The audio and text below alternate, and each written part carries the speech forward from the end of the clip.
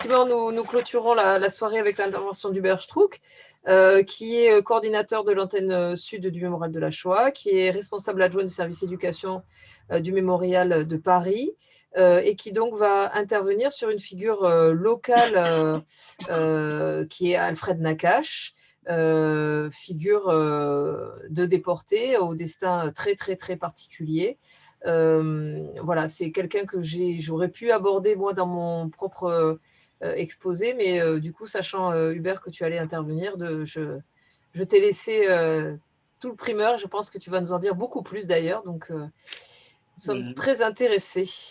Merci beaucoup. Catherine. Alors merci pour cette initiative avec le musée et le mémorial de la Shoah, et puis Maurice qui a vraiment été pour le mémorial cheville ouvrière de toute cette journée. Voilà.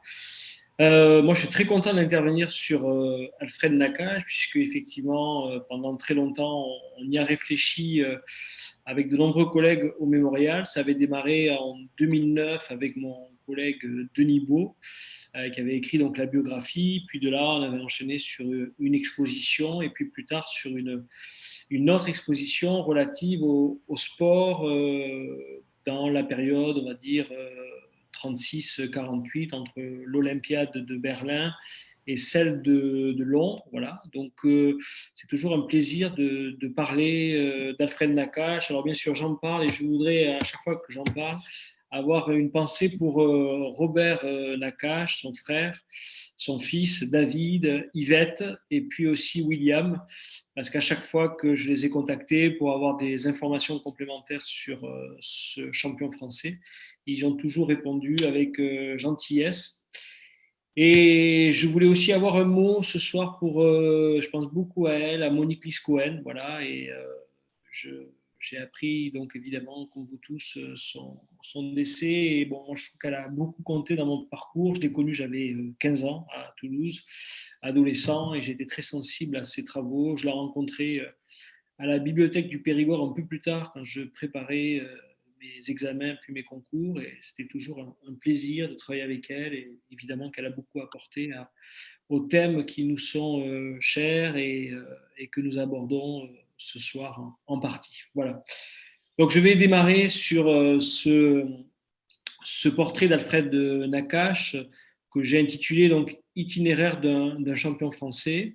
Voilà, tout fonctionne. Alors en essayant finalement de se poser une série de questions pour, comme on est dans le genre biographique, éviter aussi de faire un exposé qui soit seulement le récit année après année de sa vie, mais essayer d'élargir le propos à d'autres thématiques. Donc pourquoi l'évoquer, et finalement que nous dit son propos, aussi bien sur la situation du sport en France et en Europe des années 30 à la fin de la Première Guerre, au lendemain de la Seconde Guerre mondiale, pardon. Que nous dit-il aussi, et ça me paraît... Alors, hop là, j'ai un problème au PowerPoint, j'ai touché à ça. Hop. Voilà. Du régime de Vichy et de la politique de collaboration avec l'Allemagne nazie. Et on va voir qu'Alfred Nakache rentre bien sûr dans ce cadre-là. À la fois de l'histoire locale des années 30 au lendemain de la Seconde Guerre mondiale, puisque si Alfred Nakache arrive en France à partir de 1933, à Paris précisément, dès qu'il est démobilisé en 1940, eh bien, il rejoint le club des Dauphins du TOEC, bien connu dans la ville rose, et c'est à partir de là, on va dire, qu'il va avoir cet attachement très fort à la ville de Toulouse qui, à la fin de la guerre, justement, nommera sa principale piscine Alfred Nakache. Que nous dit aussi ce parcours d'Alfred Nakache sur le processus de destruction des Juifs d'Europe durant la Seconde Guerre mondiale, puisque lui-même, à partir de la fin 1943, son arrestation et janvier 1944, il est déporté donc à Auschwitz avec sa femme et sa fille de 2 ans.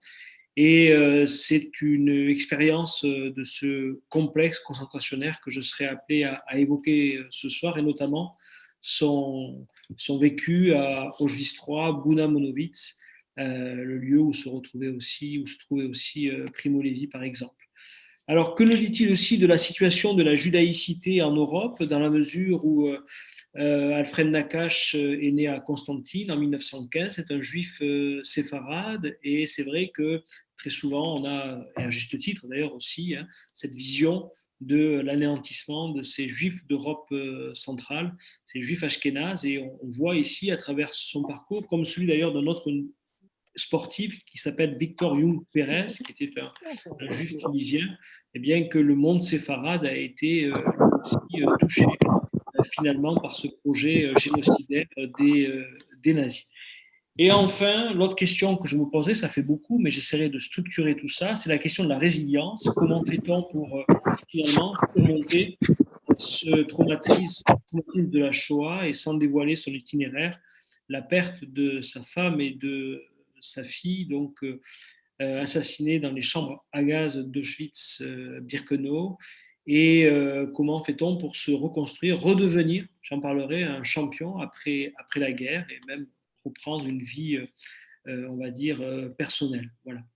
Alors, voilà. En somme, l'itinéraire d'Alfred Nakache, c'est ce que je voudrais voir ce soir, en quoi finalement il est à un moment donné reflet ou pas d'ailleurs des sociétés dans lesquelles Alfred Nakache évolue.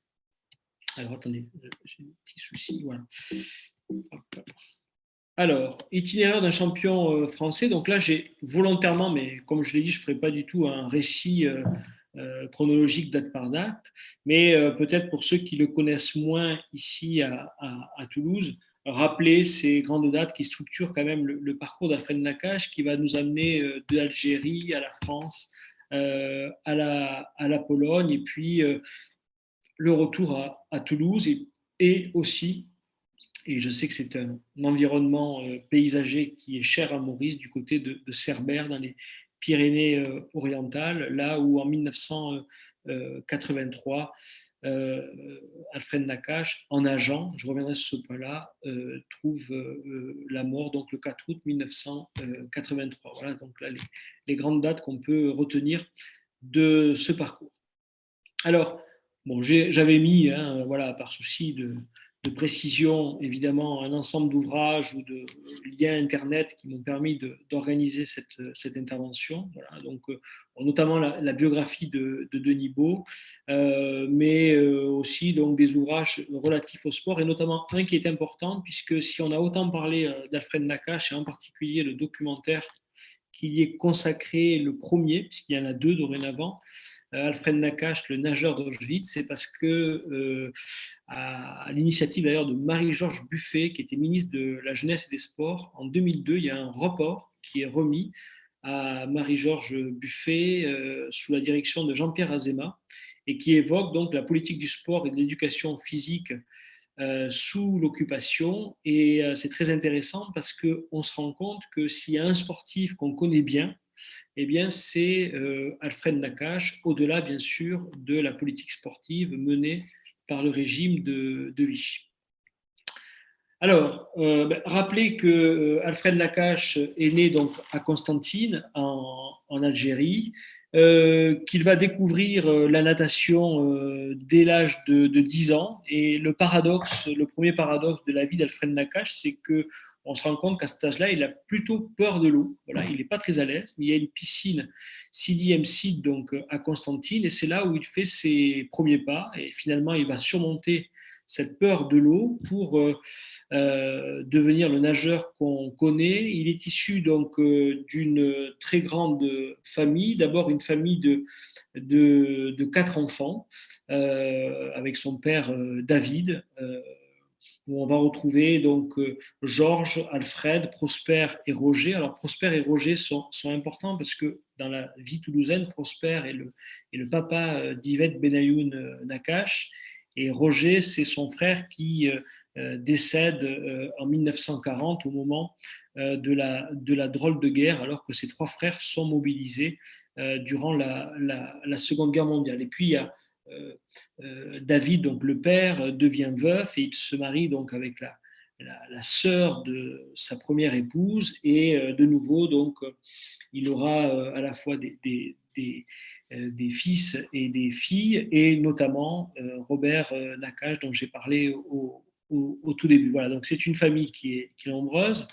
Robert Nakache et William est important puisque c'est quand William va arriver en France, il va être pris, on va dire, en charge par Alfred Nakache. Voilà, donc c'est véritablement en Algérie qu'il grandit, qu'il fait ses premiers véritablement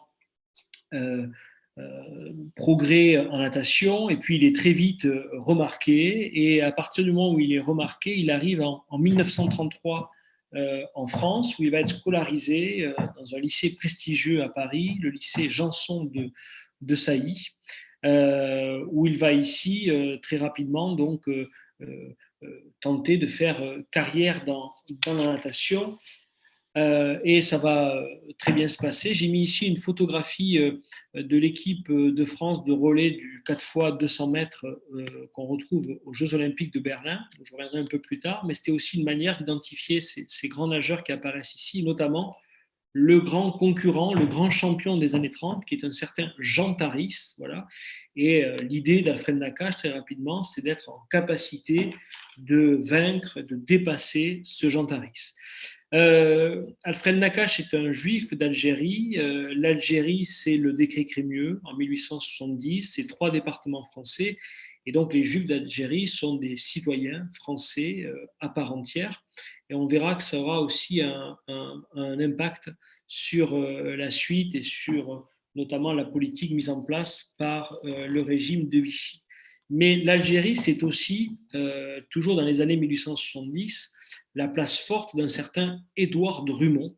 Édouard Drumont, La France juive, un ouvrage qui a compté plus de 100 000 exemplaires, que j'ai vu d'ailleurs en vente récemment sur une vente aux enchères. Le livre est parti à 160 €, l'édition originale, c'est une parenthèse, mais c'est un livre, contrairement à ce que dit le commissaire-priseur, qui est d'une violence antisémite assez exceptionnelle. Et Édouard Drumont était maire et député d'Alger. Et donc, on voit aussi que l'Algérie n'est pas épargnée, ça sera le cas en particulier dans les années 30, n'est pas épargnée par les problématiques antisémites et notamment des heurts qui apparaissent en 1934. 34, c'est aussi le 6 février en France métropolitaine, entre juifs et musulmans. Donc, il y a tout ce contexte aussi qui compte dans le parcours d'Alfred Nakache, qui n'est pas insensible à ces faits. Et donc en 1936, on est face à un jeune sportif de 21 ans qui est confronté à un dilemme qui est représenté ici, c'est dois-je ou pas me rendre aux Jeux Olympiques de Berlin. Alors là, c'est moi qui interprète, puisqu'on n'a aucun témoignage direct d'Alfred Nakache évoquant ce dilemme, mais on l'a vu à travers un certain nombre de sportifs que la question se pose. Et il est intéressant de noter qu'entre janvier et juillet 1936, bon nombre de pays appellent au boycott des Jeux Olympiques de Berlin. Je ne sais pas pourquoi il y a celle-là ici, pardon, au boycott des Jeux Olympiques de Berlin.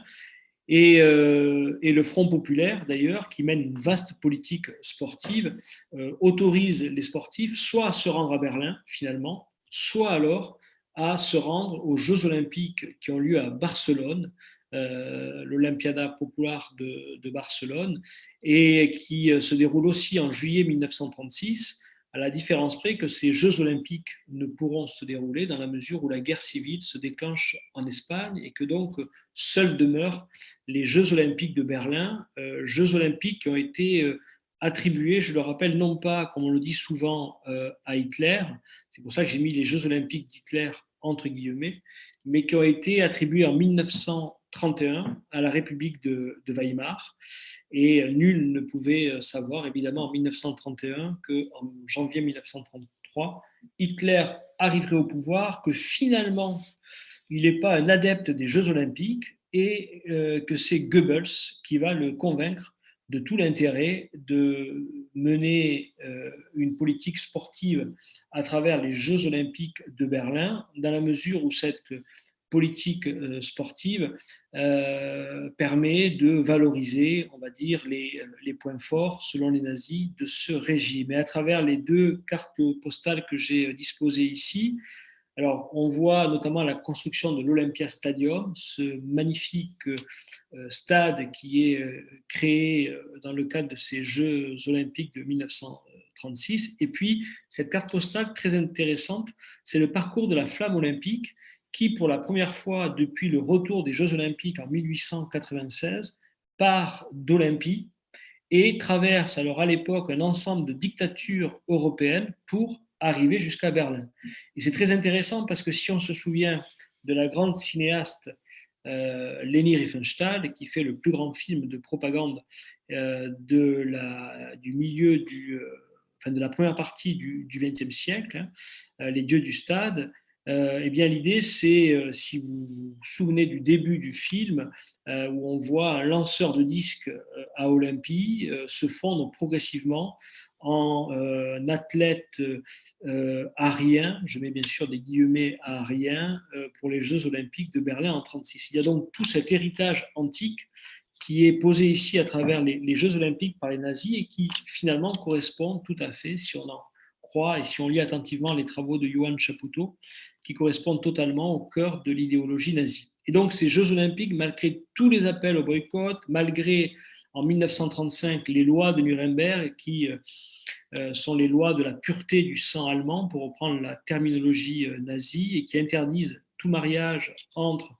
une personne juive et une personne considérée comme arienne par les nazis. C'est dans ce contexte de mesures dures contre les juifs et bien, que se déroulent ces Jeux olympiques. Et donc Alfred Nakache se rend à ces Jeux olympiques et malgré, donc, comme je l'ai dit, les appels au boycott. Alors j'avais mis ce document parce qu'il est toujours intéressant, ce document ici, de John Hartfield, puisqu'on voit toute la moquerie que développe durant les années 30 un certain nombre de photomonteurs, et John Hartfield est le plus grand artiste du photomontage.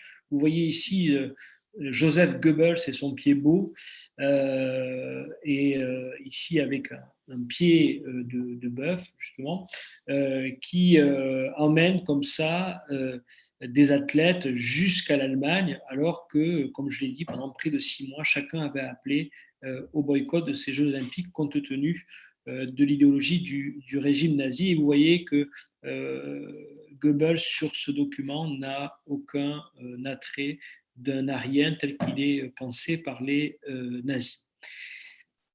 Alors, ce qui va être, c'est pour ça que j'ai dû inverser, voilà, c'est ici, j'ai inversé, voilà, je reviens en arrière, je l'ai noté, c'est pas grave. Alfred Nakache donc, se rend aux Jeux Olympiques de Berlin en 1936. À ce moment-là, il n'a que 21 ans.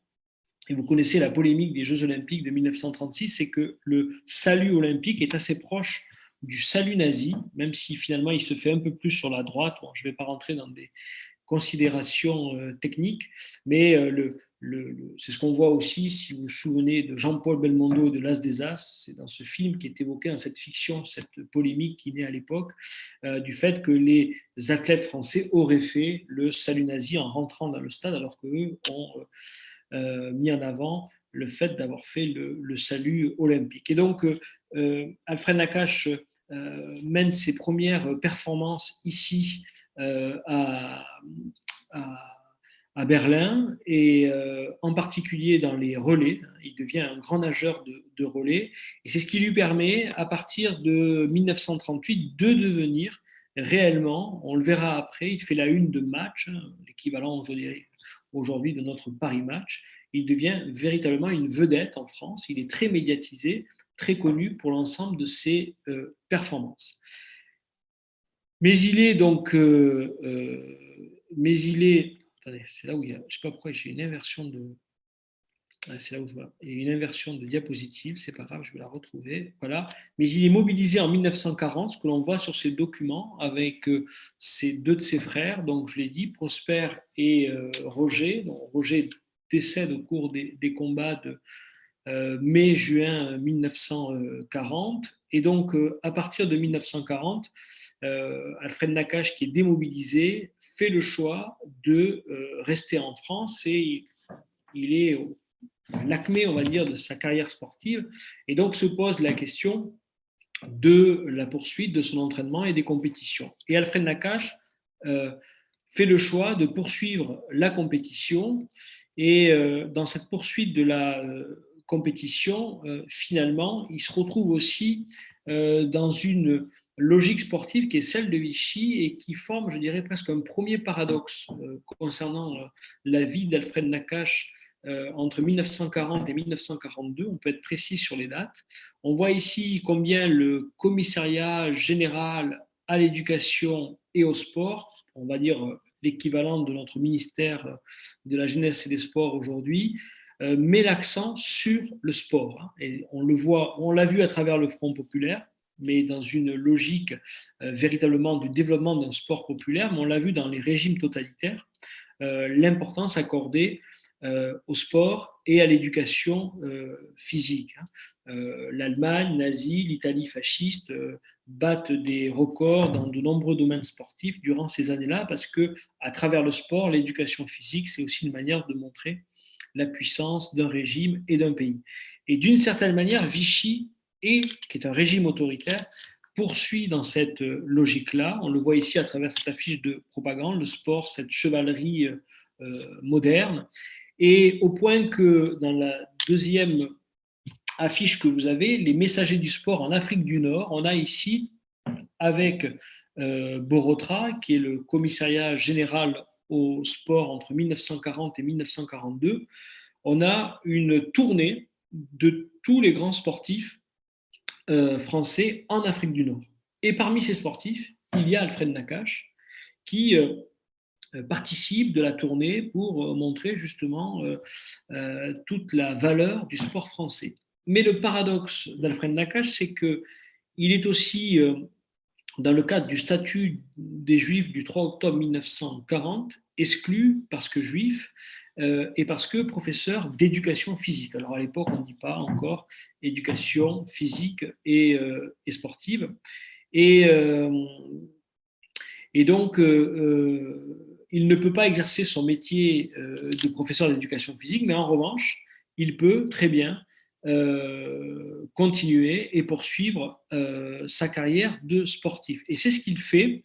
C'est ce qu'il fait notamment en 1941 en battant le record du 200 mètres nage libre au Cercle des nageurs de Marseille. Et donc, il devient recordman du monde à ce moment-là. C'est aussi à ce moment-là qu'apparaît un surnom, Alfred Nakache, qui est le surnom Artem, qui signifie le poisson. Voilà. Et souvent, Alfred Nakache, quand on écoute des actualités cinématographiques de l'époque, on entend ce nom de Artem pour qualifier ce nageur. Et donc là, il est vraiment toujours au sommet de sa gloire, et ceci va durer jusqu'en 1943. Et là, il y a une césure qui s'opère dans le parcours d'Alfred Nakache, parce qu'au cours de l'été 1943 ont lieu les championnats de France à Lyon, et les Dauphins du TOEC en tant que club y participent. Et à ce moment-là, les nazis demandent à ce que Alfred Nakache ne nage pas. Voilà.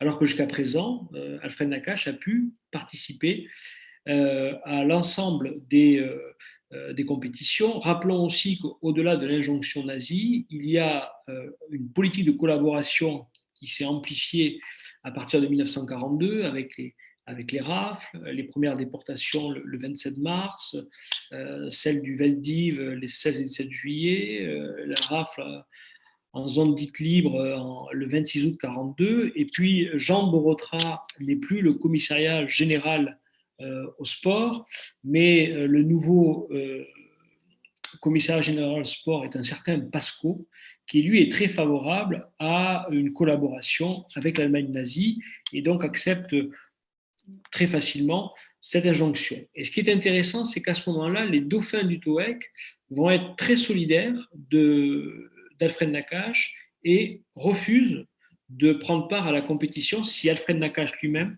ne peut y prendre part. Voilà. Et donc nous sommes là à l'été 1943 et c'est une période importante parce que là on peut considérer que c'est le basculement. C'est le basculement dans la mesure où à partir de ce moment-là, dans les archives qu'on a retrouvées de la Fédération de natation en France, on a des documents qui nous montrent que la fédération se rapproche d'Alfred Nakache pour lui signifier qu'il n'est plus en odeur de sainteté et qu'il devrait être très prudent parce que dorénavant, il est à la merci d'une arrestation qui peut se produire à tout moment. Alors pour avoir discuté avec sa famille, certains relatent sa fuite vers les Pyrénées, le fait que sa fille, qu'il a eu quelques mois plus tôt, aurait pleuré et pour ne pas alerter trop de monde, Alfred Nakache serait revenu avec sa femme Paul sur ses pas et retrouvé son appartement dans le quartier Saint-Cyprien. Enfin, ce qui semble quand même notable, c'est que on n'a pas une preuve absolue d'une volonté de fuite permanente ou la volonté de se cacher. Alfred Nakache est un champion français. Je crois que pendant très longtemps, il a eu ce statut important en France. Même si, comme on peut le voir je vais le montrer ici, dans la propagande antisémite, le changement de statut d'Alfred Nakache, on a repris ici la une de match dont je vous parlais le 21 juillet 1938, où on a un jeune nageur qui a là 23 ans et qui, après une compétition, tire la langue pour manifester sa joie et sa jeunesse éclatante. Et puis, d'un autre côté, vous avez la même photographie, mais ce qui a changé, c'est que le fond est jaune. Et chacun, sans avoir lu, même Pastoureau, sait très bien que le fond jaune, c'est la couleur de la traîtrise. Et nous sommes dans un magazine qui s'appelle Revivre, le grand magazine illustré de la race. Et cette fois-ci, Alfred Nakache n'est plus ce Français champion de natation, mais il est ce juif, cet individu de race juive dans l'antisémitisme que promeuvent les collaborationnistes et le régime de Vichy et les nazis, et que de fait, il reprend ce statut de bouc émissaire, et on voit là le fait qu'il va être recherché et arrêté chez lui d'ailleurs en décembre 1943. Alors il y a une grande question qui est posée, un nageur avec qui il était en compétition, un certain Jacques Cartonnet. La question est de savoir si Jacques Cartonnet l'a dénoncé, lui-même était proche de la milice, si il a été arrêté. Bon. Ce qui est sûr, c'est que Alfred Nakache, en décembre 1943, il est arrêté chez lui. Et donc, ce qu'il ne se cache pas, c'est que voilà, enfin, on pouvait le trouver, quoi qu'il arrive, facilement. Et c'est vrai que les témoignages qu'on a eus, parfois, nous amènent à penser, ou ont appelé à penser qu'il y avait eu cette dénonciation, mais on n'a pas de preuves qui nous permettent de l'affirmer définitivement. Dans tous les cas, il est arrêté en décembre 1943 avec sa femme et avec sa fille, Annie, et ils sont déportés donc en janvier 1944 à Auschwitz, après un passage par le camp de Drancy, après un passage par le camp de Drancy, camp d'internement, donc ouvert en août 1941 pour l'internement des Juifs, sachant que dans la période précédente, les nazis avaient utilisé cette cité de la Muette, cette cité HBM, Habitat Bon Marché, pour interner d'abord des prisonniers anglais et français, et à partir de août 1941, pour interner près de 80 000 juifs de France. Je rappelle, donc 76 000 ont été déportés. On estime que sur ces 76 000 déportés, autour de 70 000 environ sont passés par le camp d'internement de Drancy. Dès qu'il arrive, il a sur sa fiche d'internement de Drancy, là, que j'ai malheureusement pas intégrée dans le PowerPoint, il a une écriture, si vous connaissez ces fiches d'internement de Drancy, où apparaît le B qui signifie dans le langage administratif, quand on arrive à Drancy, immédiatement déportable. Donc ça veut dire qu'il y a passé moins d'une semaine. C'est aussi le cas de Simone Jacob, par exemple. Simone Veil, quand on retrouve sa famille avec Madeleine et sa maman Yvonne, on voit très bien qu'elle ne reste qu'une semaine à Auschwitz et qu'elle a cette inscription en bleu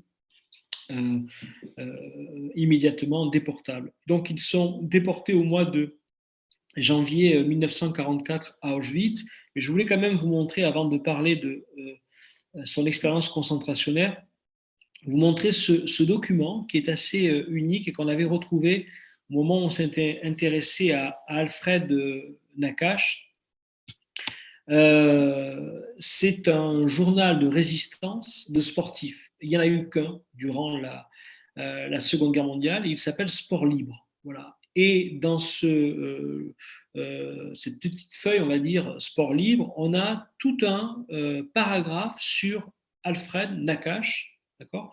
Et on peut lire les Boches, vous voyez, c'est au moment de son arrestation, Nakache sur le chemin de la déportation. Les Boches n'ont pas digéré qu'on est donné par, pardon, je vais mal à lire ici, voilà,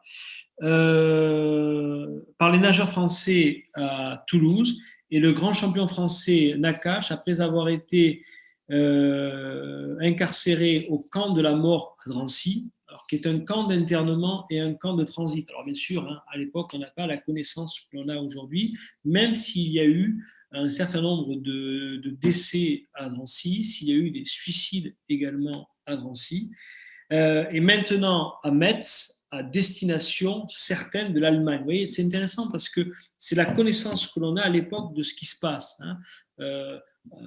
Nous, c'est plus facile, bien sûr, hein, de faire l'histoire après coup, mais Alfred de Nakache, lui, est déporté en Pologne, à Auschwitz. Voilà. Et donc, on a ici cette inquiétude, on va dire, sur le sort qui est réservé, à juste titre d'ailleurs, l'inquiétude à Alfred de Nakache. Alors, l'arrivée à Auschwitz, ici, alors, ce qui a peut-être permis de donner le nom de nageur d'Auschwitz, je vais revenir sur ce nom parce que il y a deux documentaires, il y a le titre d'ouvrage de Denis, alors c'est vrai qu'on sait, le documentaire s'appelle Le nageur d'Auschwitz, et au même moment, Denis Baud rédigeait son ouvrage, et finalement, il a aussi conservé ce titre, Le nageur d'Auschwitz. Mais on va peut-être discuter de cette appellation qui, évidemment, n'est pas fausse, mais qui est aussi, je crois, on va en discuter, réductrice. Alors, l'arrivée à Auschwitz, il y a bien sûr la sélection, mais qui ne se fait pas comme sur ce document que l'on voit, hein, puisque Alfred Nakache arrive en janvier 1944. Et Maurice le sait très bien pour avoir été souvent à Auschwitz, ainsi que Michel et Noémie. Je crois que Catherine, vous n'y avez pas encore été à Auschwitz, si j'ai bien compris ce que me disait Maurice. Voilà. Et donc, l'arrivée des Juifs jusqu'à mai-juin 1944 se fait sur la Judenrampe, qui est à peu près à 800 mètres, 1 km d'Auschwitz. Et donc, le fameux processus de sélection que l'on voit ici se fait donc sur cette Judenrampe, à une certaine distance d'Auschwitz. Ce n'est qu'à partir de juin 1944, avec l'arrivée des 400 000, progressivement, des 400 000 Hongrois, et on le voit là sur la photographie, dans le fameux album d'Auschwitz, où on a 200 clichés, parce que deux gardes SS ont décidé, certainement à la demande de leur hiérarchie, pour montrer la qualité de l'organisation de cette sélection et de la vie à Auschwitz, on a 200 clichés qui montrent le processus de sélection, sauf que là, il se fait dans le complexe concentrationnaire d'Auschwitz. Et quand Alfred Nakache arrive, il est sélectionné, c'est un athlète qui arrive, hein, voilà, c'est un athlète qui arrive, qui est dans la fourchette que l'on connaît bien en bonne santé entre 18 et 45 ans, on va dire, tandis que sa femme, qui est une nageuse aussi, alors qui n'a pas eu ce niveau professionnel d'Alfred Nakache, mais qui est aussi une grande sportive, arrive avec sa fille de 2 ans. Et on sait très bien que les mamans qui arrivaient avec leurs enfants étaient assassinées immédiatement, puisque les nazis n'avaient pas l'intention de s'occuper des enfants. Donc, il passe la sélection, et ce qui nous montre qu'il y a la construction de cette voie de chemin de fer qui rentre dans Auschwitz-Birkenau. C'est très intéressant de relire une vie, l'ouvrage de Simone Weil qu'elle écrit en 2007, hein, elle dit « J'ai fait du terrassement ». Voilà. Et d'ailleurs, c'est écrit sur sa fiche d'internement à Drancy, quand elle rentre des camps, au dos de la fiche d'internement de Drancy, il y a écrit pour Simone Jacob, c'est son nom avant qu'elle ne se marie, il y a écrit Bergen-Belsen, terrassement et usine. Parce que vous le savez, Simone Weil va travailler à un moment donné à l'usine de Beaubrec. Bon. Et le terrassement, c'est quoi? C'est la construction. Elle dit elle-même, je portais des parpaings, je ne sais pas du tout pourquoi je portais des parpaings. Et en fait, si elle portait des parpaings, c'était pour participer à la construction de la voie de chemin de fer qui accueille les Juifs hongrois à partir de 1944. Et donc, Alfred Nakache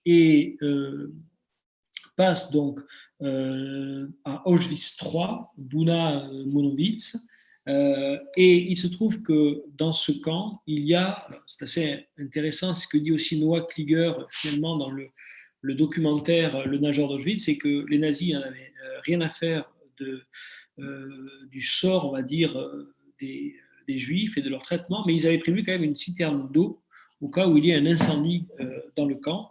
Et c'est dans cette citerne d'eau et non pas dans une piscine, parce qu'il y a aussi une piscine à Auschwitz, mais qui était réservée pour les gardes SS.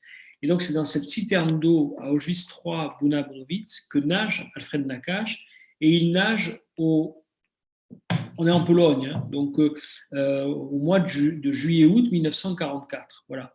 Et c'est les regroupements qu'on a fait avec d'autres déportés, notamment Noah Klieger. Et la natation, si on peut parler de natation bien sûr dans ce contexte-là, ça consiste d'abord à de l'humiliation. Ce sont des nazis qui lui jettent des objets divers et variés et qui doivent les récupérer dans cette citerne d'eau. Voilà. Puisqu'Alfred Nakache a été reconnu comme nageur en arrivant à Auschwitz. Mais c'est aussi le terme nageur d'Auschwitz, le fait que de lui-même, Alfred Nakache est allé nager dans cette citerne d'eau parce que voilà, retrouver un brin d'humanité dans ce monde qui n'en avait plus. Et donc, il va être positionné à l'infirmerie, Alfred Nakache, jusqu'à la fin de la guerre. Le camp, alors c'est l'objet de notre journée de commémoration, le camp est découvert, on va dire, par les troupes soviétiques en janvier 1945, et déjà depuis le mois de novembre, des déportés ont démarré donc ce qu'on appelle les marches de la mort, qui les amènent dans plusieurs camps en Europe. Et le camp où va se retrouver Alfred Nakache, c'est le camp de Buchenwald. Or, ce qui est intéressant, c'est qu'on n'a pas de témoignage direct d'Alfred Nakache, et on peut imaginer, bien sûr, tout ça est une hypothèse et une pure fiction que je développe ici, mais que les témoins de la Shoah ont parlé très tardivement. Prenons Ginette Kolenka, je crois qui est connue nationalement. Elle a commencé à témoigner au mi-temps des années 90. Voilà, parce que finalement, elle s'est rendue à l'union des déportés d'Auschwitz, elle ne savait pas trop pourquoi elle était là, elle est rentrée, tu ne veux pas y aller un jour témoigner, elle a fait une fois, deux fois, puis bon, elle a témoigné. Mais durant toute sa carrière, puisqu'elle était commerçante sur les marchés, elle n'a pas témoigné. Et donc, Alfred Nakache décède en 1983, et dans une phase où effectivement les témoins commencent de manière plus forte à prendre la parole, mais il décède à un moment où la parole, on va dire, des déportés n'était pas aussi connue que durant les années 90 ou 2000. Voilà. Alors, qu'est-ce qui se passe à Buchenwald? C'est très intéressant, c'est qu'il se retrouve avec un certain Roger Fouché-Créteau. Et ce Roger Fouché-Créteau est un homme qui, à Buchenwald, repère un petit peu, on va dire, les personnalités, les gens connus. Et il leur demande leur témoignage. Et c'est dans ses écrits à Buchenwald, 44-45, qu'il a recueilli un bref témoignage d'Alfred Nakache. voyez, et d'ailleurs, on le voit, nous sommes le 26 janvier 1945. Vous voyez, le 26 janvier, il est déjà à Buchenwald, ce qu'il a quitté quand même plus tôt, évidemment, à Auschwitz. Voilà. Et donc, il explique comment il a été évacué de Buna-Monowitz, ce qui nous montre qu'il était à Auschwitz III, d'accord. C'est la première fois que je prends la plume depuis 15 mois de détention. Bon, voilà, on est autour, on peut comprendre, on est autour de 12 mois de détention. Que d'embûches furent dressées sur notre chemin. Notre convoi part de la France le 20 janvier 1944, compte peu de rescapés. Sur 1200, je n'en connais qu'une cinquantaine. Souvent, il m'est arrivé de penser à toi, car ton frère André m'avait averti de ton arrestation et j'avais l'intuition que le hasard me conduirait un jour près de toi. Tu ne peux t'imaginer, mon cher Roger, combien fut grande ma joie de te revoir. Il me semblerait revoir un peu notre France, car j'étais horriblement seul dans ce camp de Pologne. Regardez comment c'est intéressant, où nos frères de race, le vocabulaire aussi qui est utilisé, nous martyrisaient parce que nous ignorions le yiddish, ce jargon si caractéristique. Et on ne le voit pas, bien sûr, sur cette lettre que j'ai retranscrite, mais la fin de la lettre est inscrite avec de l'arabe. Donc ça veut dire que oui, Alfred Nakache n'est pas de ce monde yiddish dont il nous parle ici. Ma femme et ma fille qui avaient quitté Drancy et la France en même temps que moi sont peut-être encore quelque part, que Dieu fasse que nous nous retrouvions un jour. Vous voyez qu'à ce stade-là, le 26 janvier 1945, il ne sait pas que sa femme et sa fille ont été assassinés à Auschwitz.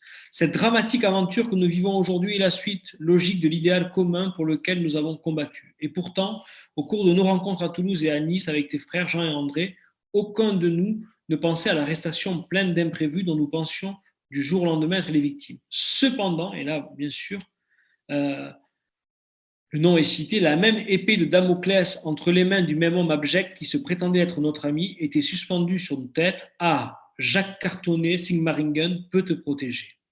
Et donc, vous voyez, cette référence ici à Jacques Cartonnet, et Alfred Nakache est convaincu que c'est lui qui l'a dénoncé et qui a permis son arrestation et sa déportation. Mais un jour viendra, Inch'Allah, les souffrances, les tortures, les sangs, les crématoires appellent la justice et une vengeance inexorable s'abattra alors sur ces barbares. Il nous reste encore de durs moments à passer, mais c'est plein de résolutions que nous aborderons le nouveau chemin que ce sera tracé l'humanité nouvelle. Voilà. Notez qu'il a aussi indiqué ici son numéro de tatouage. Hein. C'était le cas à Auschwitz, seul camp où on a tatoué les individus qui y pénétraient. Donc on a ce témoignage, on a un autre témoignage d'Alfred Nakache qui date du lendemain de la Seconde Guerre mondiale, mais qui n'a pas été enregistré, où il témoigne dans un cinéma à Toulouse. Et puis à partir de là, en dehors bien sûr d'une mémoire familiale, puisqu'il est très proche de sa famille jusqu'à son décès, et donc ils nous ont rapporté un petit peu et son tempérament et son vécu, eh bien on n'a pas d'écrit ou de témoignage enregistré d'Alfred Nakache. Voilà. Alors, j'ai noté ici, c'est le retour à la compétition pour Alfred Nakache qui paraît assez extraordinaire, c'est quand il rentre, vous savez, quand il rentre, si la piscine Alfred Nakache a été nommée Alfred Nakache,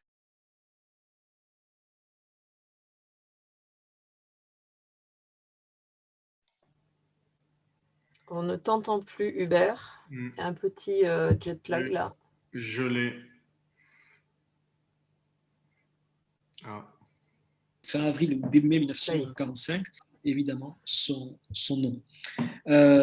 Mais ce qui va être important dans ce parcours, c'est que Alfred Nakache, qui a perdu donc près de 40 kilos au cours de sa déportation, va être recueilli à Toulouse par la famille Jani, qui loge donc à la piscine Alfred Nakache, et il va reprendre l'entraînement avec un nageur, dont on connaît aujourd'hui une des piscines à Toulouse dans le quartier du Mirail, la piscine Alban Mainville, voilà, et son entraîneur donc c'est Alban Mainville, et c'est lui qui va véritablement le prendre en main et lui redonner le goût de la natation. Et c'est aussi à ce moment-là qu'il rencontre sa seconde épouse, Marie, décédée d'ailleurs récemment, et d'ailleurs il la rencontre en nageant, ce qu'on ne fait plus à ma connaissance, d'une rive à l'autre de la Garonne. Voilà. Il nageait comme ça, Alfred Nakache. On a des photos, en revanche, historiques, pas d'Alfred Nakache, mais d'individus qui traversent comme ça. C'est quand vous êtes sur les quais de la Dorade, vers l'Hôtel-Dieu, voilà, qui traversaient la Garonne à la nage. Et c'est en faisant cet exercice-là que Alfred Nakache rencontre Marie, qui s'installe progressivement à Sète, et qu'on avait d'ailleurs rencontré avec Denis il y a quelques années pour nous parler d'Alfred Nakache, et je reviendrai sur une anecdote concernant justement la fin de vie d'Alfred Nakache par rapport à notre projet. Et donc là, vous voyez qu'il revient en forme. Vous avez ici de grands nageurs, Georges Valeret, Alex Jani, Alban Mainville, l'entraîneur, et Joseph Castex. Et très rapidement, donc, vous voyez, ils battent le record du monde du 3 fois 100 mètres nage libre. Ce qu'il faut voir, c'est qu'Alfred Nakache, d'un point de vue strictement sportif, n'a pas le même âge que dans les années 30, et que donc l'essentiel de sa participation à des compétitions se fait en relais et non plus en individuel. Mais voilà, malgré ses titres de champion de France, mais ça ne l'empêche pas de participer en 1948 aux Jeux Olympiques de Londres. Il fait partie de cette dizaine de sportifs qui ont participé aux Jeux Olympiques de Berlin en 1936 et de 1948 à Londres, puisqu'il n'y a pas eu d'Olympiade en 1940 et en 1944. Et c'est dans ce moment-là qu'il reprend aussi sa carrière de professeur d'éducation physique et sportive qu'il va mener donc jusqu'aux années 70, en faisant d'ailleurs un passage à Saint-Paul, à La Réunion. Il finit sa carrière, Alfred Nakache, sur l'île de La Réunion, et c'est très intéressant. J'ai eu la chance d'aller animer une formation sur l'île de La Réunion et de rencontrer les membres du club de Saint-Paul qui ont créé un trophée Alfred Nakache chaque année. Donc, quand il n'y a pas le Covid, il y a une compétition Alfred Nakache à Saint-Paul sur l'île de La Réunion en mémoire donc de ce nageur. Donc, il reprend cette carrière sportive. On voit ici d'ailleurs sa licence à Cerbère. Sa licence donc de nageur, puisque jusqu'à la fin de sa vie, il avait pour tradition de faire quotidiennement 1 kilomètre de natation.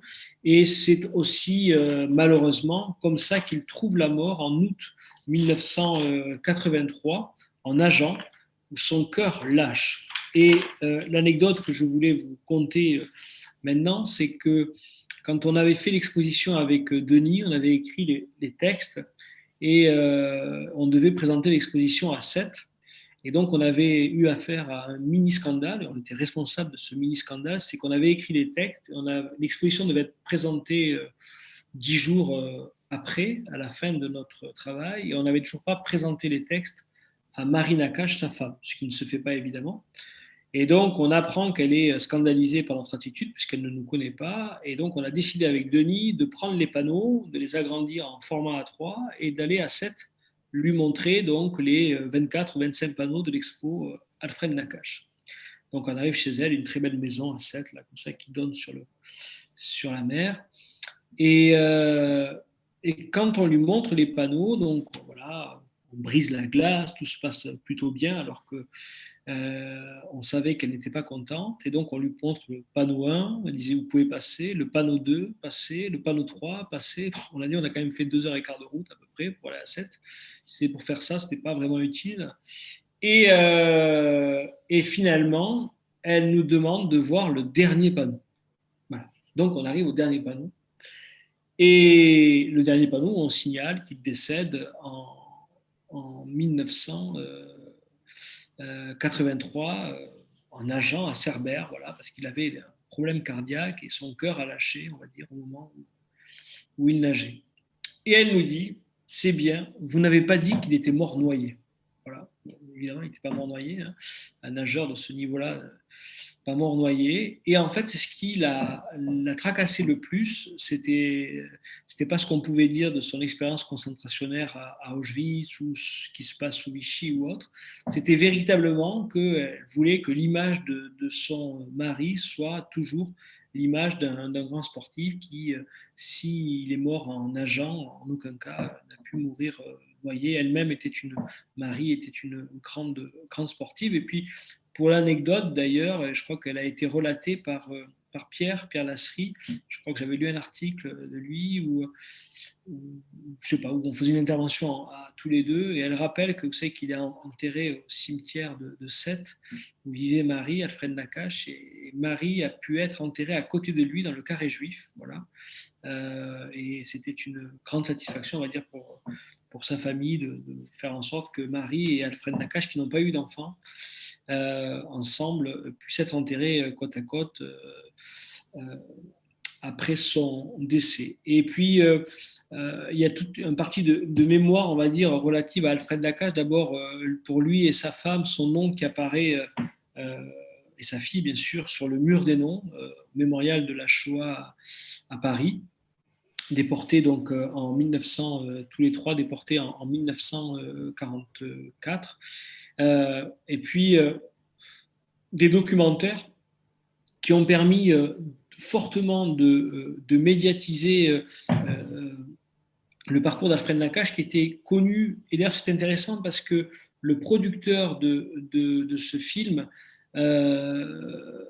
était toulousain. Et quand il a voulu travailler sur Alfred Nakache, il était à Paris. Et pour avoir discuté avec lui, il nous a dit, voilà, moi je suis revenu à Toulouse avec une question.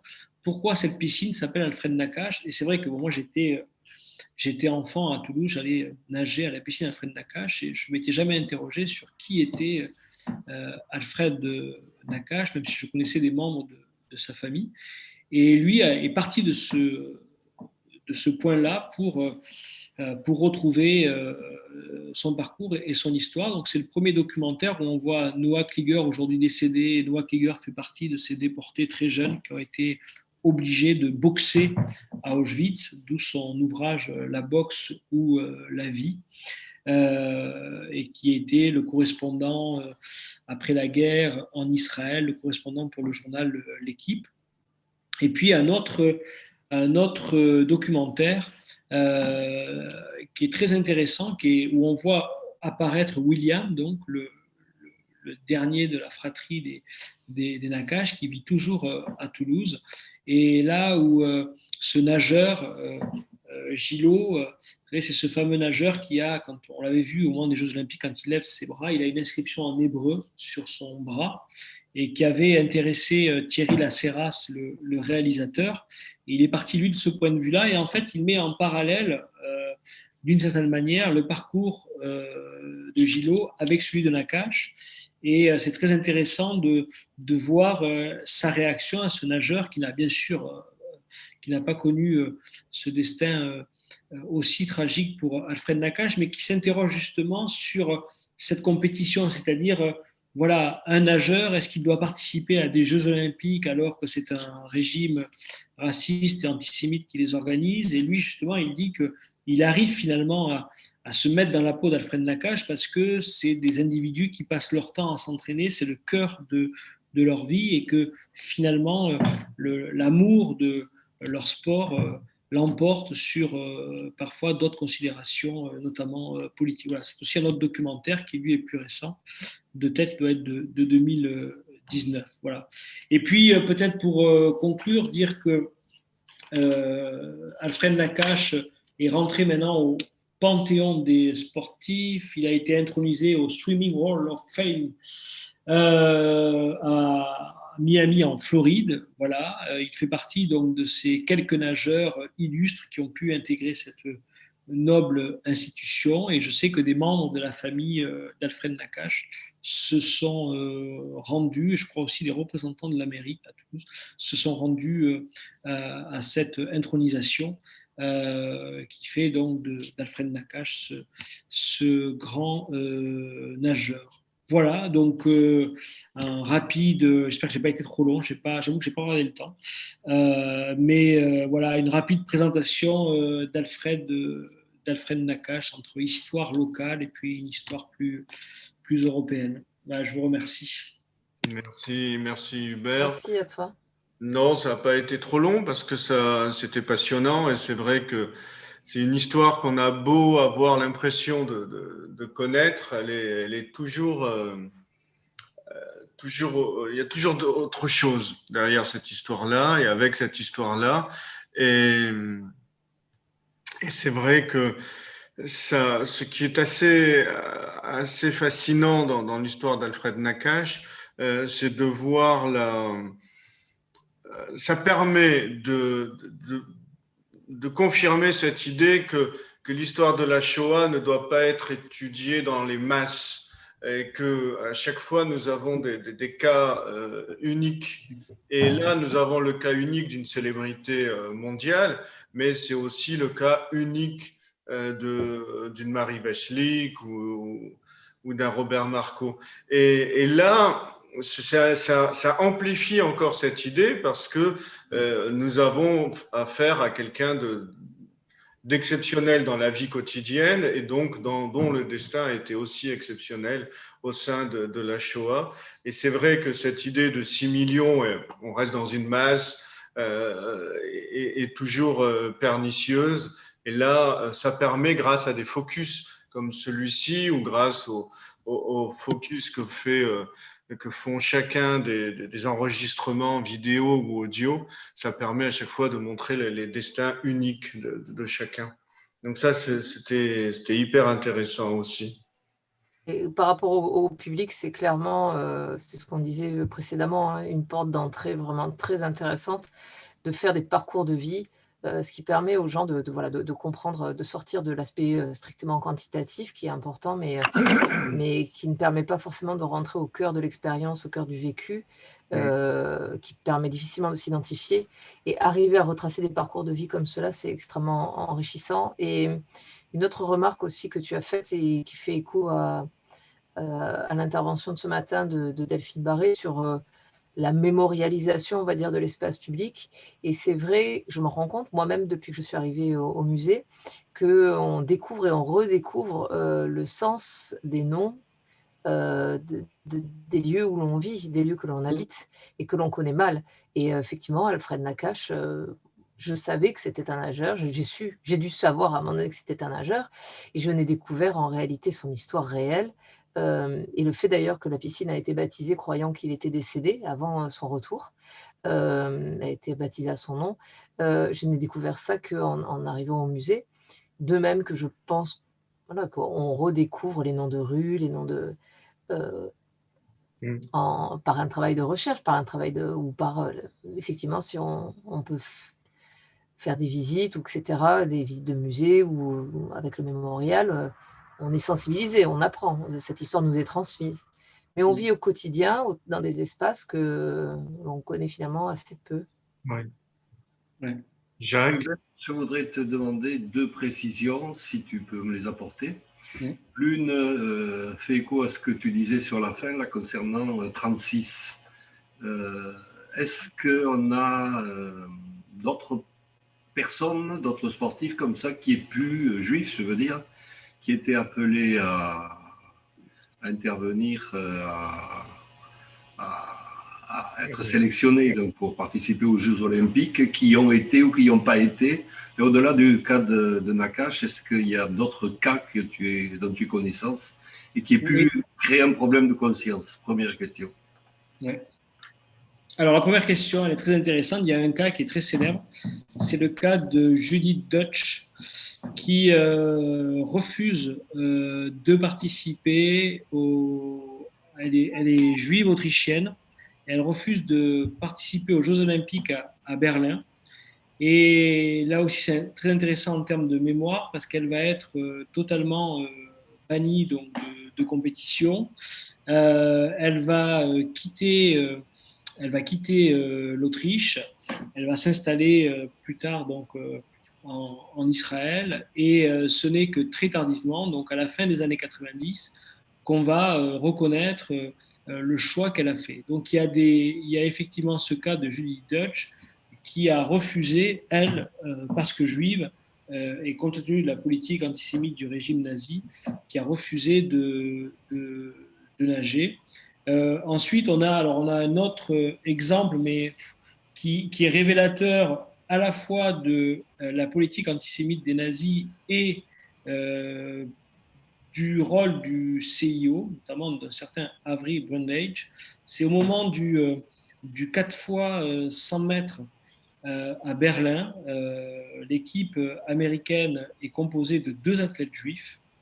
Et les nazis, on a un peu ras-le-bol de voir l'équipe américaine remporter toutes les médailles, notamment avec Jesse Owens durant la compétition. Et ces deux athlètes juifs, on vient les voir pour leur dire qu'ils ne participeront pas à la finale. Et paradoxalement, d'ailleurs, c'est Jesse Owens qui va en remplacer un des deux, en demandant d'ailleurs à ce qu'ils acceptent qu'ils puissent participer.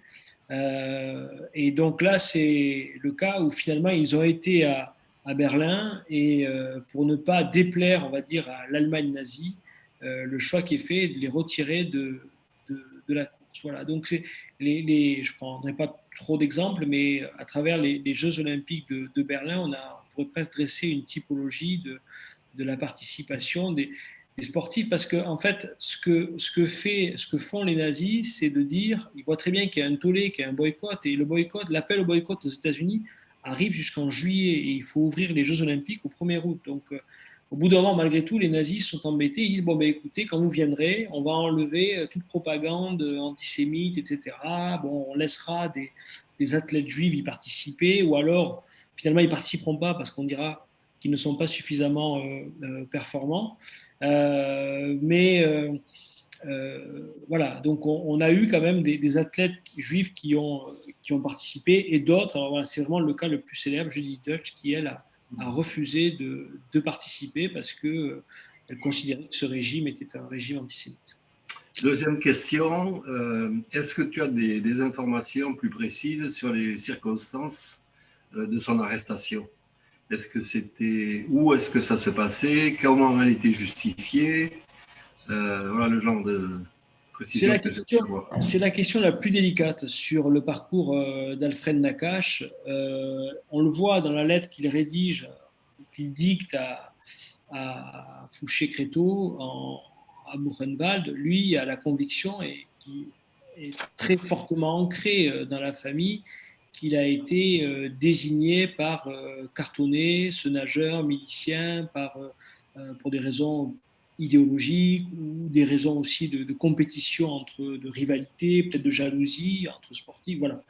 Donc, c'est effectivement une possibilité compte tenu des engagements de Jacques Cartonnet, mais on est face à un individu, Alfred Nakache, qui est arrêté chez lui, dans le quartier Saint-Cyprien. Donc, je crois que chacun, c'est un sportif connu, trouver son adresse ne devait pas être si compliqué que ça. Oui, il n'était pas dans une ferme cachée par des paysans ou je ne sais quoi. Il était vraiment chez lui quand il a été arrêté. Sa fille était chez une nounou. Enfin, donc, est-ce qu'il y a un motif qui est mis en avant sur un papier quelconque? Comment? Est-ce qu'il y a un motif qui est mis en avant sur un papier quelconque? Je ne sais pas quoi, menée subversive, critique du gouvernement? Non, mais disons que je pense qu'il faut voir le cadre plus général. C'est qu'à partir de 43-44, pour citer les travaux de Tal Brugman, on assiste à ce qu'on appelle une radicalisation des persécutions antisémites. C'est-à-dire qu'on a, je dis on, bien sûr, c'est les nazis, procédé, avec la collaboration du régime de Vichy, on a procédé à des rafles, à des déportations. À partir de 43-44, on voit très bien, quand on est nazi, qu'il y a des revers sur le front militaire, mais que le génocide est une priorité. Il faut assassiner les Juifs. Voilà. Et donc, on va chercher les Juifs où ils se trouvent. Les exemples sont nombreux, et donc, c'est plus... Il y a aussi des contre-exemples. Je peux te citer des familles entières qui n'ont jamais été inquiétées, des familles françaises, juives, et qui ont passé la guerre tranquillement, un peu inquiètes, bien sûr. Alors, c'est vrai, c'est toujours difficile. Je pense à madame, je crois qu'elle a témoigné pour le musée, madame Stern. Si je me souviens bien, elle est arrêtée en 1944, elle est coiffeuse, je crois, à Place Wilson. Enfin, donc, visiblement, et je ne connais pas le dossier, donc la plus grande prudence, mais visiblement dénoncée, c'est-à-dire que, voilà, il y a, je ne dis pas, il y a un effet un peu aléatoire, voilà, puisqu'on sait aussi qu'en France, 75% des Juifs n'ont pas été déportés. Voilà, le fameux cas des 75. Donc, il y a évidemment 25% des Juifs qui sont arrêtés, déportés. Aujourd'hui, on estime, avec les travaux de Serge Klarsfeld et Alexandre Doulut, que 4000 ont survécu, ce qui nous fait à peu près du 4-5% de survivants. Mais on a assisté à des cas où, effectivement, soit les personnes n'ont pas été arrêtées, soit elles ont été dénoncées, soit elles ont été cueillies. Je vais revenir sur l'exemple de tout à l'heure, qui m'a quand même donné à réfléchir, celui de Robert Sommer. Il habite Montauban avec sa femme et à ce moment-là, il devait avoir 4-5 enfants. Il est arrivé jusqu'à 9 plus tard. Bon. Il se promène, entre guillemets, tous les jours. Il va visiter un camp, un centre d'assignation à résidence, une prison. Bref, il va partout, voir dans toute la région toulousaine. Il n'a jamais été inquiété. Jamais. Parce qu'il était assez prudent pour ne pas faire ce qu'avait fait auparavant son prédécesseur Sylvain Capel, c'est-à-dire joindre l'illégalité, l'irrégularité par rapport à la loi à son activité ordinaire d'aumônier régional. Bon, c'est un exemple local, donc toutes choses sont comparables. Il était à tout instant susceptible d'être arrêté. J'ai ses mémoires, j'ai toute sa correspondance. J'ai 5000 pièces de correspondance. Il a rédigé pendant les années 43-44. Mais à l'inverse, on a aussi énormément de cas de familles, comme le dit Hubert, qui entre 42 et 44 ont plus ou moins réussi malgré tout, sans tomber dans la clandestinité, en changeant de domicile, en dormant, en ayant ou en partant à la campagne, etc. Et qui en 44 dans le sud de la France et dans le sud de la France. Comparable. Là, on parle de Juifs français vivant dans la région toulousaine. Oui, je parle bien de ça. Oui. Ouais. Et donc, vous voyez, on a toute la famille Sommer qui est passée à travers les gouttes, alors que, bon, ils auraient pu. C'est pour ça que je me dis qu'il y a peut-être quelque chose de plus qui justifie qu'il ait été arrêté. Oui, mais moi, on peut pas, vraiment, je peux pas prouver une dénonciation, voilà. Mais en revanche, ce qu'on peut dire, c'est que peut-être à la différence des autres cas qui sont cités et que je connais moins bien, c'est que Alfred Nakache est très connu. C'est-à-dire qu'il est membre des Dauphins du TOEIC, c'est un grand nageur, il est recordman du monde encore le 6 juillet 41, il vit à Saint-Cyprien. On a des documents, je les ai là sur mon ordi, de la Fédération française qui lui dit, vous savez, ça devient dangereux pour vous, on ne peut plus vous protéger, voilà, cachez-vous, partez, enfin, on sent que ça veut dire ça, oui. Et que, alors peut-être qu'il a fait une tentative de fuite qui n'a pas fonctionné, mais finalement, il reste dans le quartier Saint-Cyprien et voilà, il est arrêté, il a transféré un temps à la prison Saint-Michel et puis à Drancy. Si on prend l'exemple, excusez-moi, si on prend l'exemple de Marie Rafalovic qu'on a évoqué tout à l'heure dans mon intervention, qui est devenue Marie Westlich, clairement sa famille se cache à l'issue de plusieurs rafles où des connaissances sont prises, et ils partent se cacher à la campagne, et elle vient seule à 14 ans récupérer des papiers vraisemblablement dans la maison familiale. Elle est dénoncée par un voisin dans la rue, arrêtée dans la rue. Elle est interrogée, elle arrive à inventer une histoire pour cacher que sa famille est en fait à proximité, et elle est déportée. Elle a 14 ans, elle est française, elle est toute seule. Donc, et on est bien en 44, et voilà, Hubert, je comprends cette notion de durcissement. Je voudrais vous rappeler, vous indiquer, si vous n'avez pas eu l'occasion de le lire, un des derniers, je crois que c'est le dernier ouvrage de Joly, quel est son prénom, je ne sais plus, Alain, Robert. Laurent Joly. Laurent, qui montre apparaît avoir fait une analyse très serrée sur la Seine et sur Paris, que c'est dans une large mesure surestimé.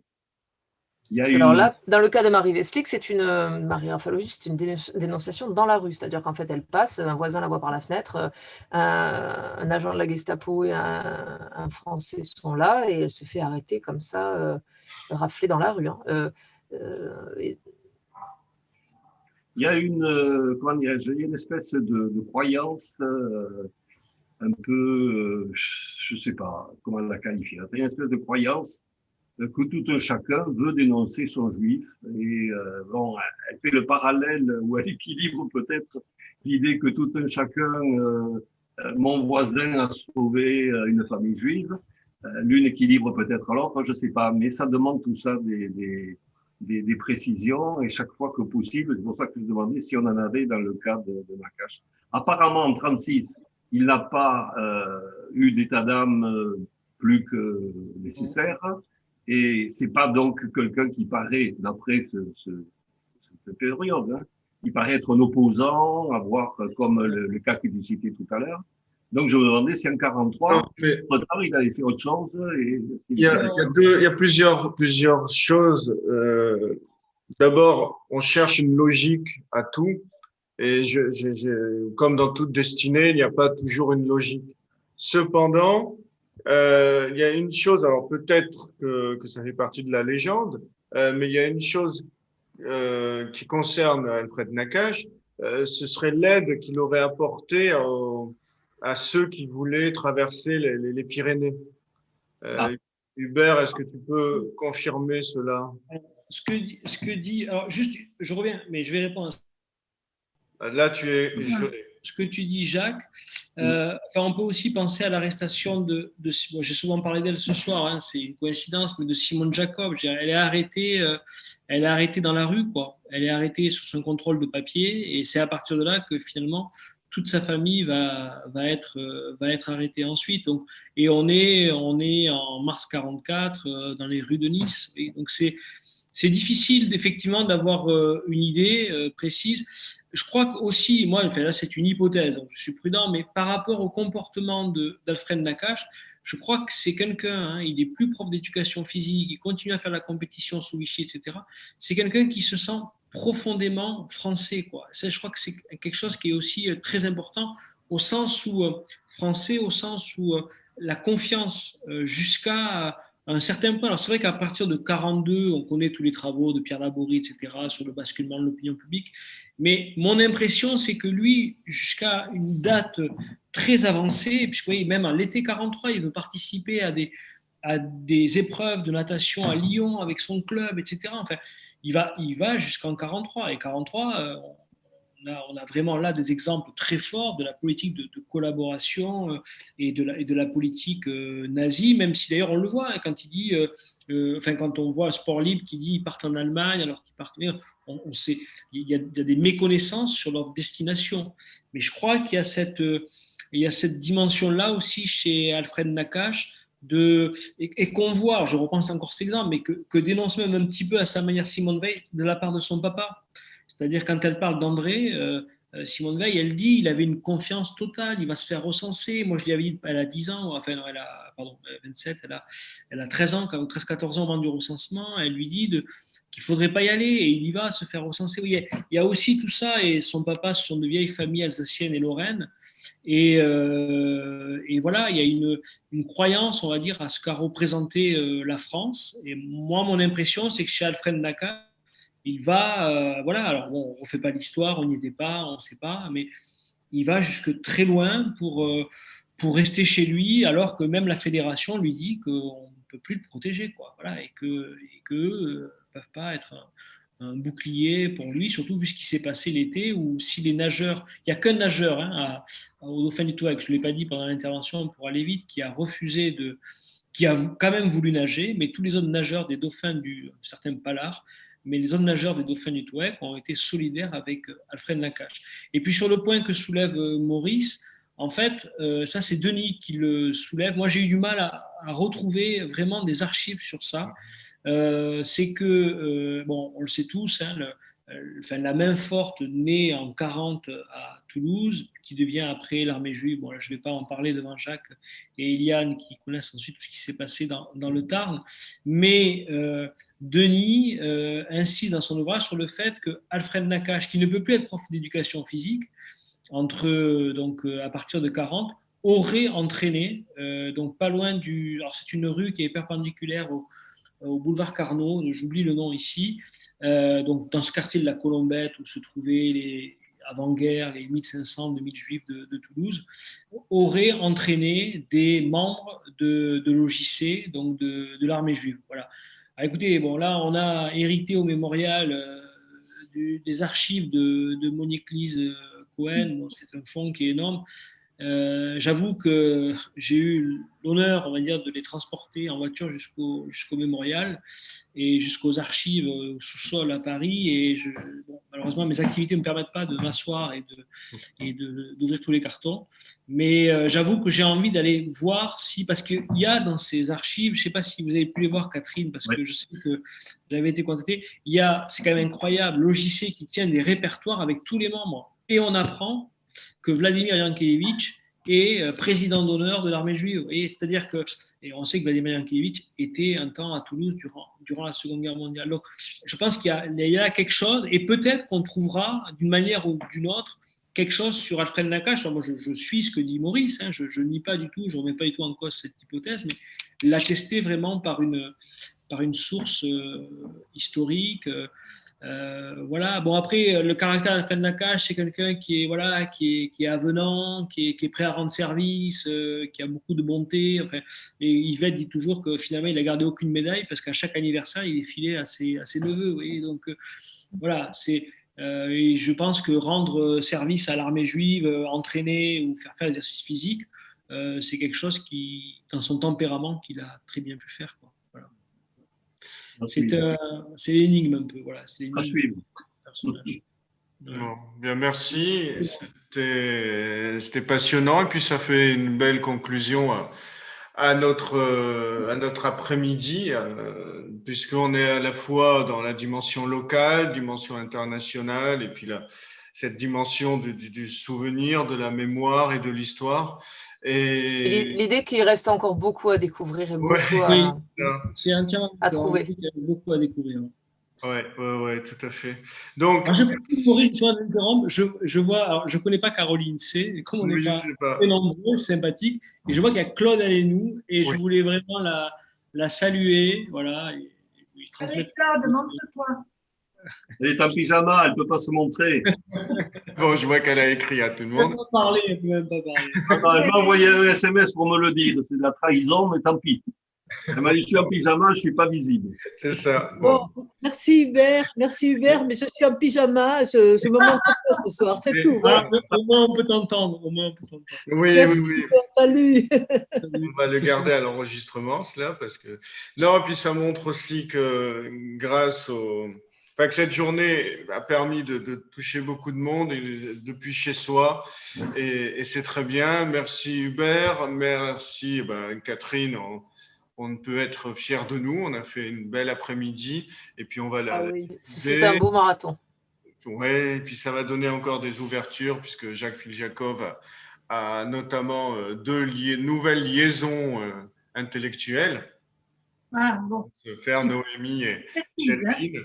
Oui, intellectuelle. J'ai bien insisté là-dessus. En tout cas, merci à tous de nous avoir suivis, comme on dit à la radio. Et merci Merci à toi, Maurice, évidemment. Non, avec grand plaisir. Et on se retrouve bientôt, j'espère, en vrai, au musée de la résistance de la déportation, ou sur un parcours de mémoire, ou dans un établissement scolaire. Enfin, ce ne sont pas les activités qui manquent. Et puis, en attendant, il y a toujours les livres de Jacques Filjakov, entre autres, pour nous accompagner. Merci encore. Bonne soirée et à très bientôt. Merci à tous et à toutes. Au revoir.